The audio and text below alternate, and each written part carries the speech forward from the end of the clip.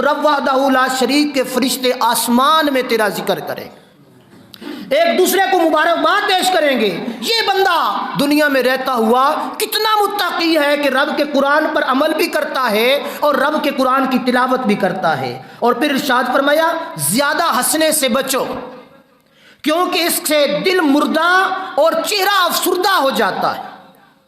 زیادہ ہنسنے سے دل مردہ ہو جاتا ہے اور چہرہ افسردہ یعنی پریشانی والا ہو جاتا ہے۔ اور رب نے فرمایا قرآن مجید میں فَلْيَضْحَكُوا قَلِيلًا وَلْيَبْكُوا كَثِيرًا، گھٹ ہنسیا کرو تے چوکھا۔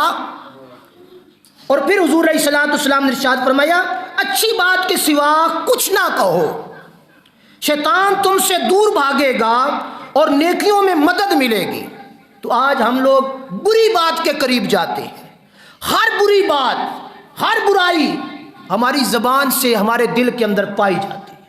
تو نبی پاک فرما رہے ہیں بری بات سے بچو، شیطان تم سے دور بھاگے گا۔ شیطان ہمارا رشتہ دار ہے، شیطان ہمارے ہر معاملے میں ہمارا حصہ دار ہے۔ ہم شیطان سے بڑی محبت کرتے ہیں، وہ ہم سے بڑی محبت کرتا ہے۔ حالانکہ رب فرما رہا ہے ان الشیطان للانسان عدو مبین، شیطان تمہارا دشمن ہے۔ شیطان کو دوست بنایا تو نماز پڑھنے نہ آئے، شیطان کو دوست بنایا صدقہ نہ کر سکے، شیطان کو دوست بنایا رب کا ذکر نہ کر سکے، شیطان کو دوست بنایا روزہ نہ رکھ سکے۔